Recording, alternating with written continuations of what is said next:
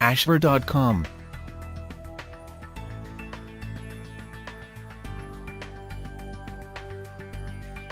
Hello and welcome to Ashver.com. You are watching an interesting video on setting a life purpose, self-actualization, defining and recreating ourselves. Please read the disclaimer carefully. There are many levels of self-evaluation. At the simpler levels, the goal is defined for us. In that case, we are asking, how can I get from where I am to this goal or that goal? The goal might be set by our circumstance, as when we can win a bonus by meeting a sales target. Or it might be set by a prior decision, like graduating college once we have enrolled. But there is a deeper meaning to self-evaluation. At deeper levels, we are not seeking to achieve a predetermined goal. Instead, we are choosing our own goals, and more. We are asking, what does it mean to be me? What goals are true to myself? What achievements? What contributions? This deeper level of self-evaluation is not about where we are, it is about who we want to be and what we want to do. This self-discovery is essential if we want to create a life that is true to who we are, and not simply what others have told us we should be. Very few people are interested in this depth of self-actualization. But, if you are, Abraham Maslow, the renowned psychologist of the mid-20th century, defined self-actualization as the highest human need. The lower levels involved physical and social survival. But self-actualization is about the development of our unique and universal human qualities. Unique qualities include creativity and spontaneity. Universal qualities include ethics and morality. As human beings, we all have self-awareness. Self-evaluation is the application of that self-awareness. This series of articles looks at how to evaluate and improve ourselves. I believe that each person is on earth for a unique reason or reasons.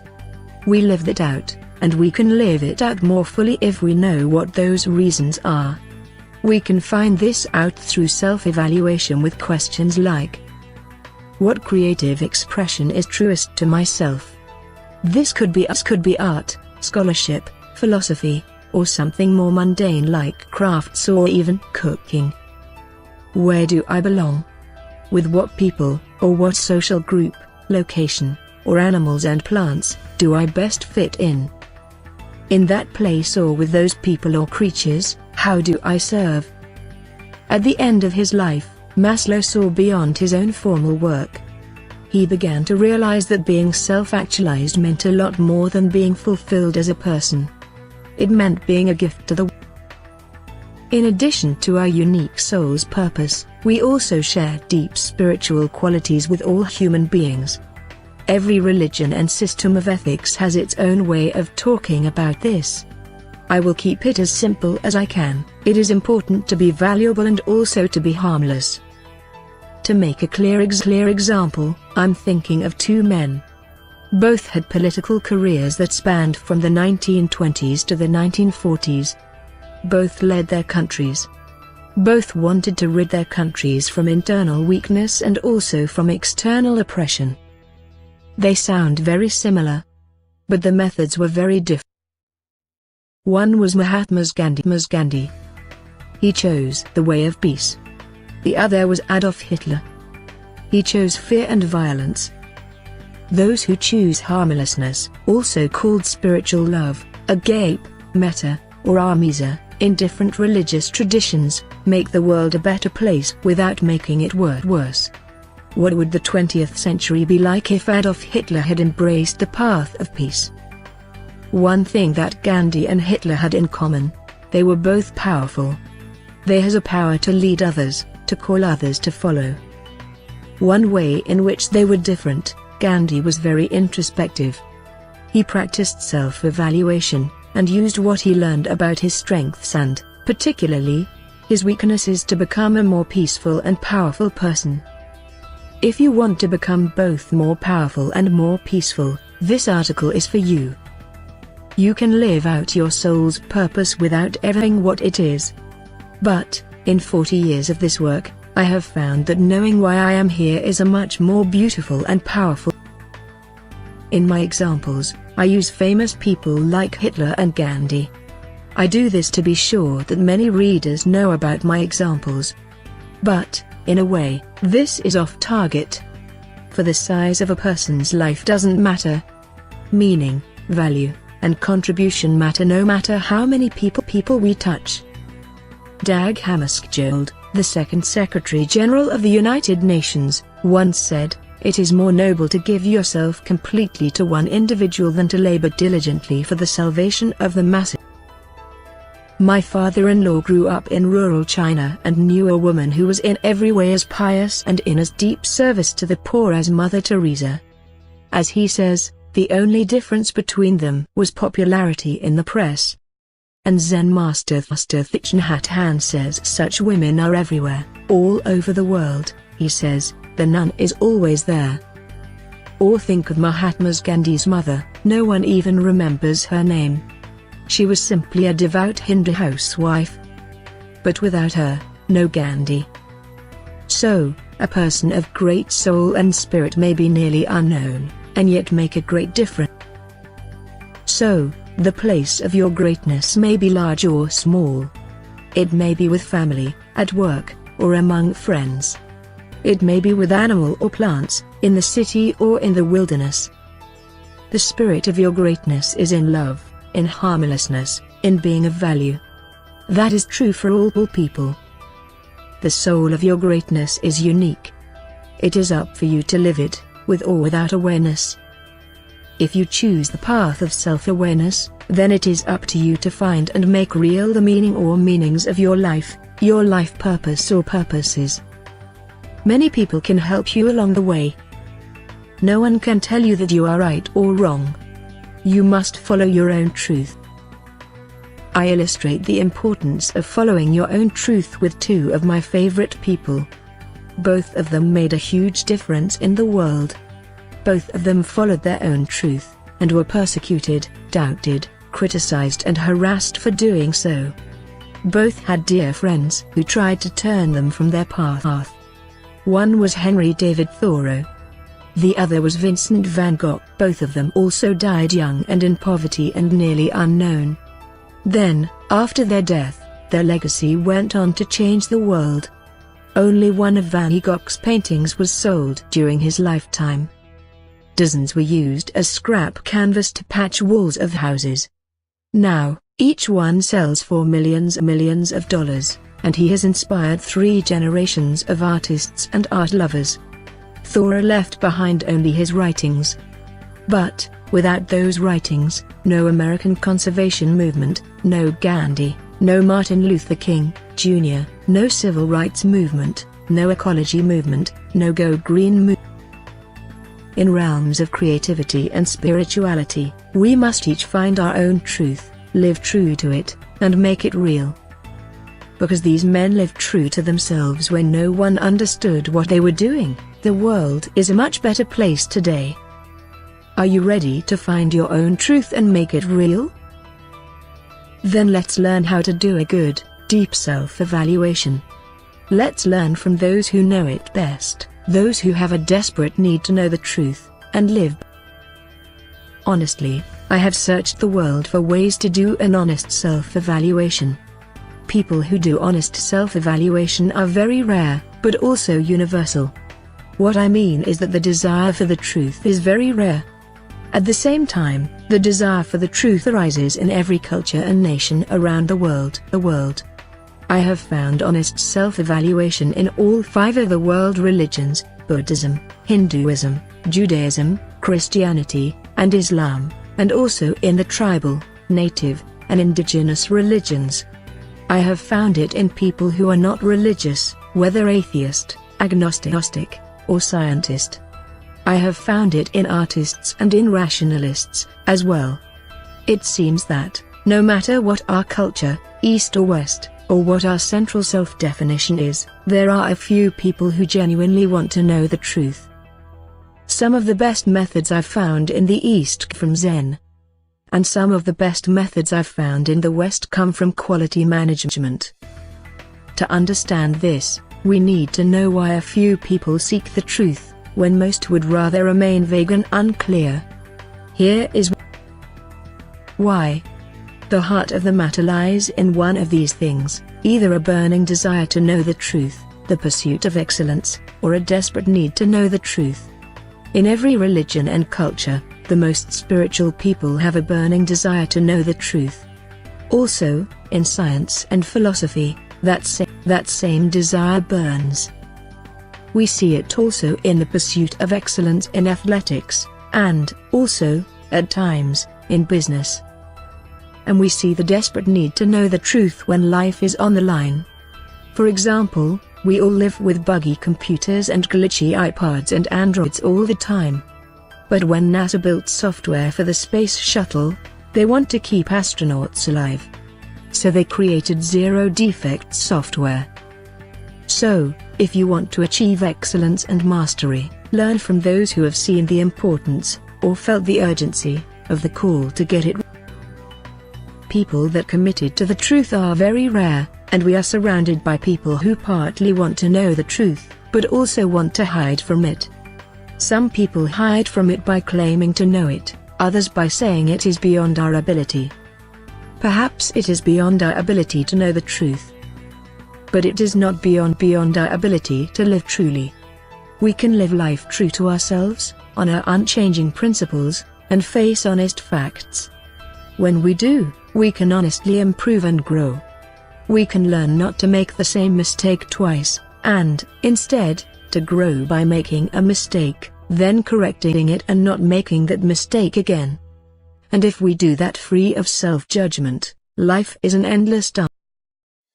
There are two areas of life where we must be prepared to put our self-evaluation above the opinions of others. We must even resist the rewards others offer and their desperate pleas for us to listen to them. These two areas of life are spirituality and art. Some people find the answer to their religious questions inside their family's religion. Even so, we must each take the spiritual journey deeply into our own heart. We cannot have a living spiritual tradition if we only imitate our parents. Others must leave the nest to find their own spiritual truth. We must follow our hearts and seek out that which is trustworthy, good, harmless, and love. The same is true when it comes to art and creativity. I mentioned the example of Vincent van Gogh earlier. The essence of art is to be true to oneself, keeping the vision pure as we make it real. We do not know if we will be understood and accepted. And, if we are, it may be after our life is over. Of course, we want success. We may even need it to pay the bills.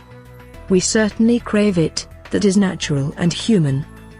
But we know that success through compromise is not true success. For our deepest life purpose is to express ourselves in a way that is true to our own unique creative soul. In matters of spirit and soul, the bard said it best, to thine own self be true. There are many blind alleys on the path to self-understanding. I discuss most of them in a separate article, Professional Development, What Makes Self-Evaluation So Hard. But there are two challenges that come up only in this deeper level of self-evaluation: blind spots and paradigms. Let's discuss those before we look at tools for developing a life purpose. In answering Chitrangada Sharon's question about self-evaluation, two people mentioned blind spots. Blind spots are indeed the hardest problem to overcome on the way to a great self-evaluation. But what is a blind spot? And what can we do about one? Blind spot is a metaphor. Real blind spots are spots that are invisible to us. There are 3 blind spots when we are driving: directly behind the rear bumper, low down, and on the back left and back right, where the rear view mirrors are blocked by the A driver who doesn't know about these 3 blind spots can run over a small child when backing out of a parking space, or cause an accident when changing lanes. We all have blind spots. What can we do about them? Lesson number 1, know you have blind spots, and find out where they are. When you know you have a blind spot, you drive slowly and take extra care. A good driver checks out the parking lot before backing up a car and signals and looks closely when changing lanes. Lesson number 2, go slow and careful when working with your blind spots. A good friend can help you see your blind spots. Or, if you get several evaluations with the same problem showing up, you've found a blind spot, or a clue to one. Or if you make the same mistake over and over, there it is.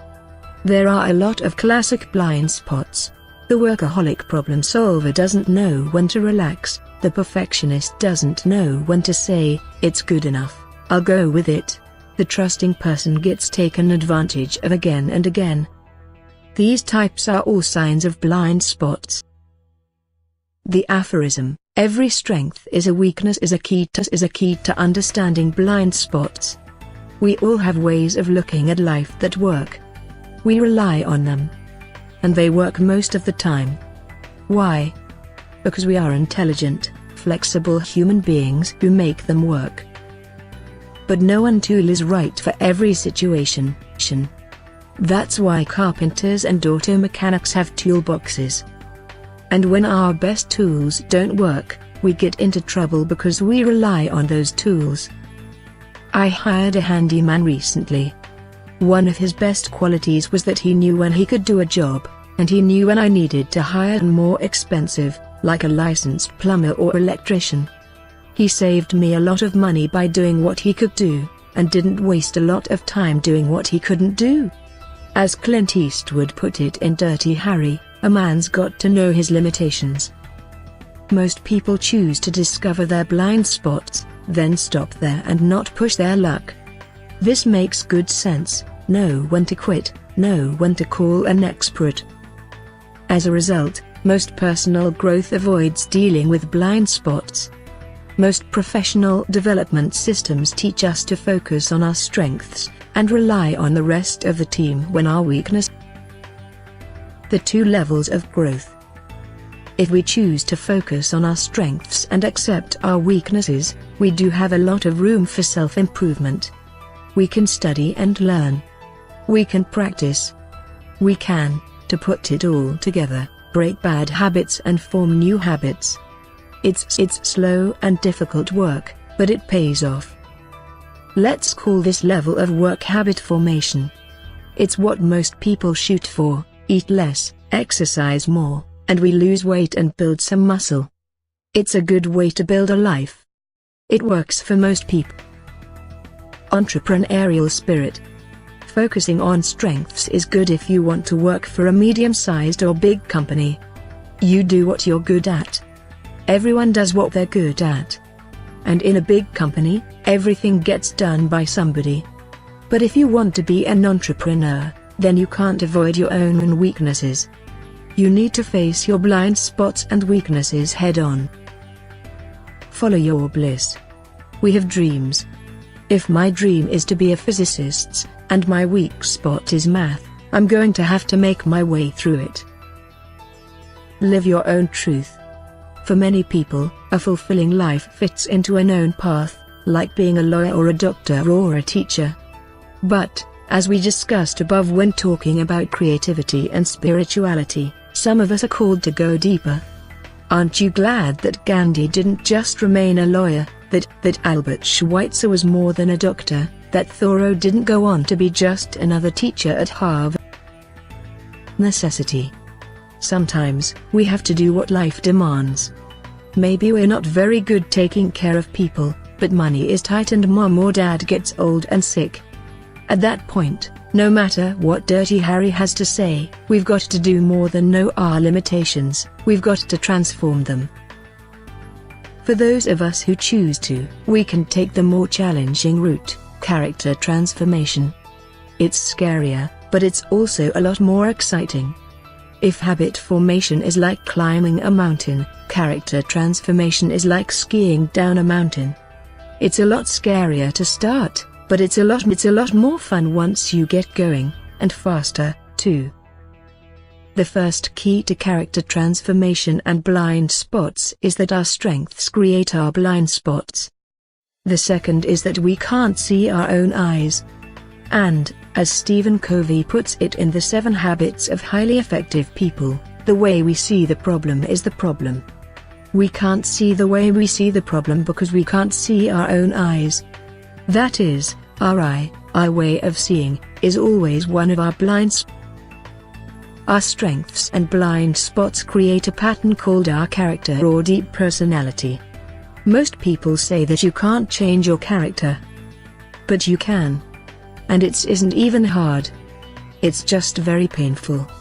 Stephen Covey says that the first step is like swallowing a very bitter pill. And this is the pill. Whatever problems you have created them. And you've created them doing the very best you could do. If you want to do better, you don't have to change who you are, but you do have to change who you think you are. As I was writing this article, I was watching a TV show called The Finder. Suddenly, these words came from the TV: people change, sometimes for the better. Usually that means facing some hard truths, very hard truths. That's what personal transformation, or character transformation is all about. Our character is our fundamental sense of who we are. It's the way we see ourselves and the way we see the world. But the way we see ourselves is not who we are. Parts of who we are in our blind spot. And the way we see the world is not the world. Parts of the real world are in our blind spots. And when we face the really big problems in our lives, we have to change the way we are thinking. More than that, we have to realize that the solution is not just a change of thinking, it is more fundamental, it is a change of heart. Albert Einstein is often quoted as saying that any major problem we face, we cannot solve using the same level of thinking that created the problem.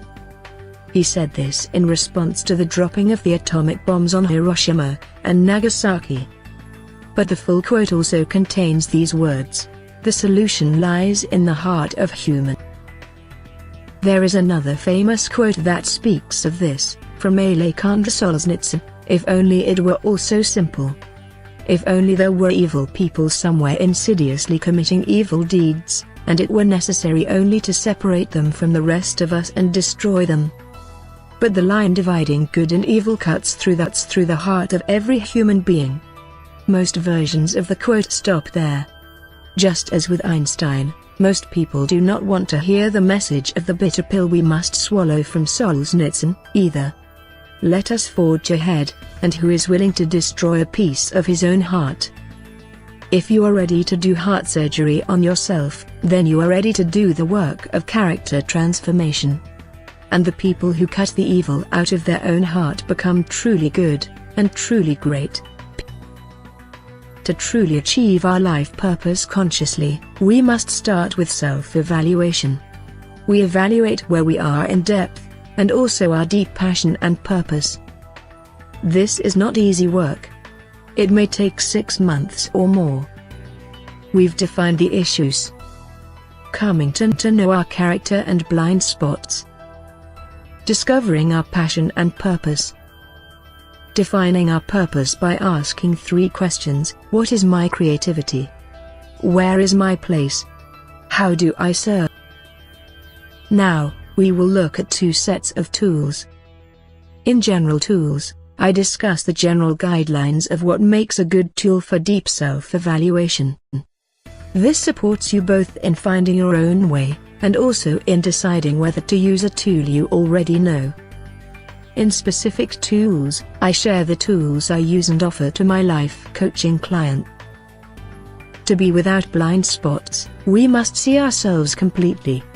To see ourselves completely, we must look everywhere.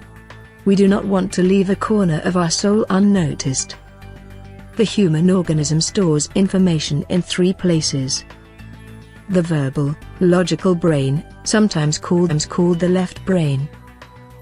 The experiential, creative brain, sometimes called the right brain.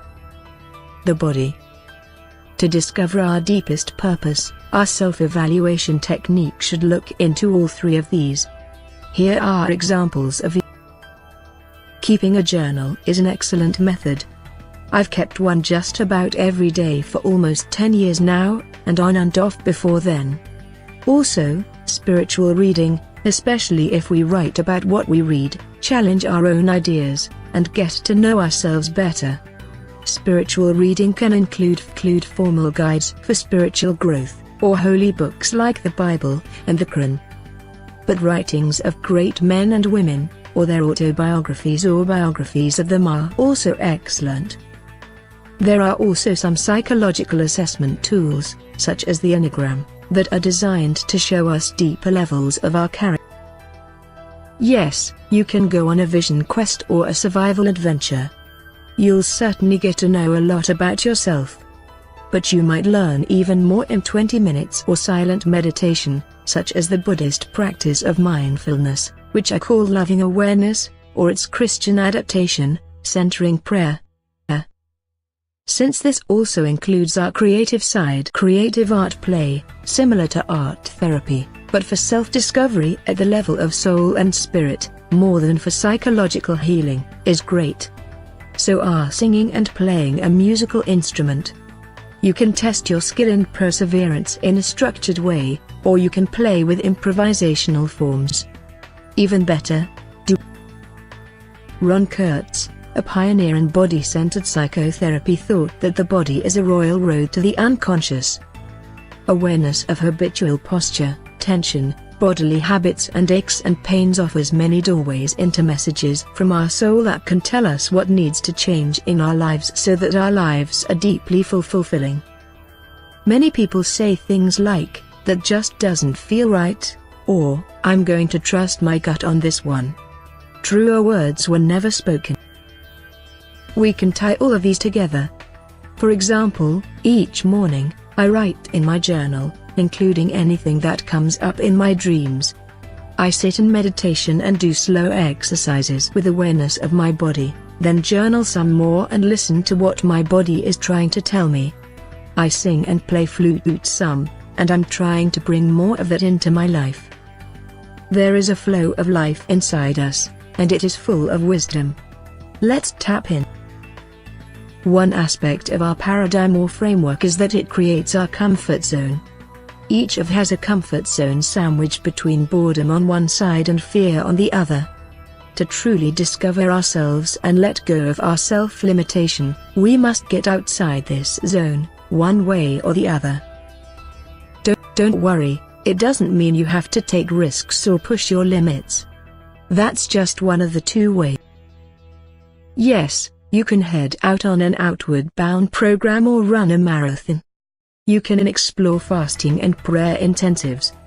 Testing your limits in awareness, you may outgrow your limits, or discover that they were never there at all. But that's not the only way. In American society today, most of us can't sit still. We especially can't sit still alone, quietly, without reading or writing. We're deeply averse to boredom and afraid of being alone. That's too bad, because there is no better way to discover ourselves than to sit alone, or in a silent retreat with others. We let go of all words and ideas. We watch the mind emotions. We get past the boredom and then face lots of hurt feelings and old pain and shame. Then we get past that, too. Underneath all that, spirit and soul shine forth. I encourage you to consider a deep meditation. The vision, mission, and values statement. In Stephen Covey's The 7 Habits of Highly Effective People, habit 2 is begin with the end in mind. He shares a process of visualizing one's own funeral and listening to what people will say about you if you live the next few years of your life well. By making it a vision journey, he creates a process that taps into the deeper levels of experiential and creative consciousness, outside our current paradigm. By taking us outside of our own life, he takes us outside our own self-limiting blind spots. Then, after that, we do a full, structured analysis of the results of our vision. In doing so, we define the principles, vision, mission, values, roles, goals, achievements, character, and contribution we want to bring forth in our life. A Year to Live is a book by Stephen Levine in which we actually live a year of our lives as if we have received a terminal diagnosis. And we do a lot of journal work and introspective meditation and reflection as we prepare for our death. At the end, we are still alive and we know why we are here. The Artist's Way is a book by Julia Cameron that is a 12-week course that breaks through barriers to our creativity. It includes many tools for self-discovery, including a daily journal called Morning Pages. And, of course, as we get really creative, we connect more with our purpose, as well. Don't be scared by the title, it is not only for artists. It is for all of us. We are all creative. Many people do a partial self-evaluation, or even a full one, and then let it slip away. Remember that our paradigm, and everyone around us, too, is resisting the wonder of who we are. This famous quote by Marianne Williamson is a reminder of this. Our deepest fear is not that we are inadequate. Our deepest fear is that we are powerful beyond measure. It is our light, not our darkness, that most frightens us. We ask ourselves, who am I to be brilliant, gorgeous, talented, fabulous? Actually, who are you not to be? So, don't glimpse the wonder of who you are only to hide your light under a bushel. Remember, we began this article with Maslow's self-actualization. So, once you know your soul's purpose, it's time to get going. It's time to live that. When is the time? Now. What now? This breath, this minute, this hour, this day, this week, this season, this year, again and again, every breath, minute, hour, day, week, season, and year for the rest of our lives. We turn our Vision Quest experience into a written weekly compass containing our vision, mission, values, roles, and goals. We drill down with action items on to-do lists, work sessions, and appointments. We track progress each week and correct course if we get off track. We do this rigorously, with discipline. That is, until it becomes a joyous dance. When it all comes together, we sing the song of our soul, we dance the truth of our lives, in an endless flow of harmony. We know our soul. If our soul is a rocket from outer space, we, in our daily lives, are its landing pad. We bring gift from heaven, we bring the gift of who we are, down onto earth to share with our brothers and sisters, people, animals, plants, minerals, ecosystems, bringing creativity, joy, expansion. Thank you for watching this interesting and informative video. This channel offers motivational, inspirational, valuable and informative videos to soothe, cleanse and inspire your health, mind, body and spirit. You can find a lot of interesting videos on wide range of topics here. Stay tuned and keep watching.